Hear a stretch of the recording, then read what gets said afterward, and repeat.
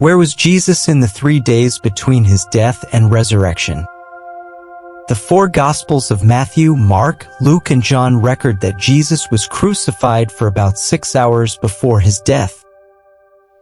In his last moments, he uttered the immortal words, "It is finished," as recorded in the book of John 19, verse 30.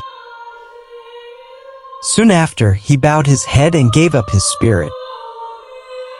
His body remained on the cross for a short time before being removed and wrapped for burial by Joseph of Arimathea with the help of Nicodemus. 3 days later, his body and spirit were reunited and he rose from the dead. After his resurrection, he showed himself to his disciples, starting with Mary Magdalene. Then he ascended to heaven. However, many wonder what happened in the 3 days between his death and resurrection, where Jesus was and what he did. This episode will attempt to answer these questions.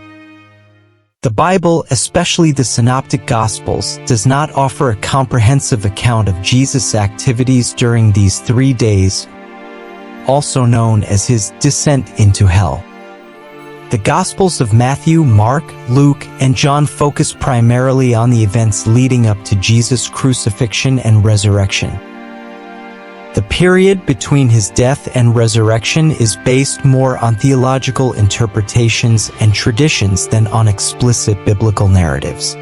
However, we can understand this crucial period based on some clear revelations about Jesus' whereabouts. During his crucifixion, Jesus was placed next to two thieves. One of them asked Jesus to remember him when he entered his kingdom, to which Jesus replied, "Today you will be with me in paradise." Luke 23, verse 42.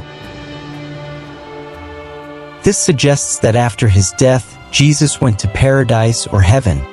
It makes sense because in his last breath, Jesus gave his spirit into the hands of God, who, as we know, could only be in a place of bliss and eternal love, that is, heaven. There is also an interesting account of Jesus' whereabouts in 1 Peter 3 verses 18 to 20, which states that after his death, Jesus made a proclamation to the imprisoned spirits who had been disobedient since the time of Noah.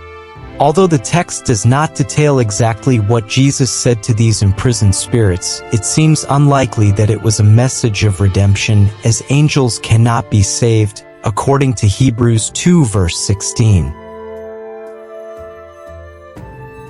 Jesus probably proclaimed his victory over Satan and his followers.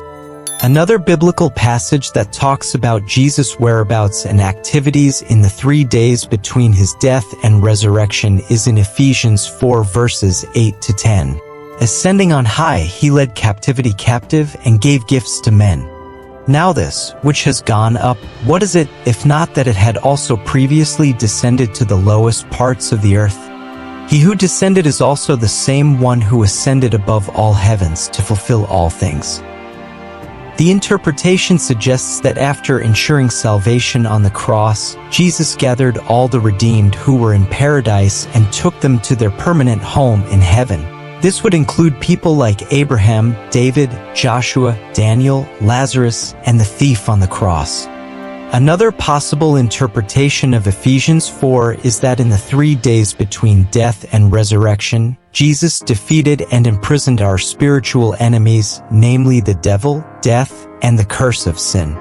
Then he victoriously ascended to heaven as God.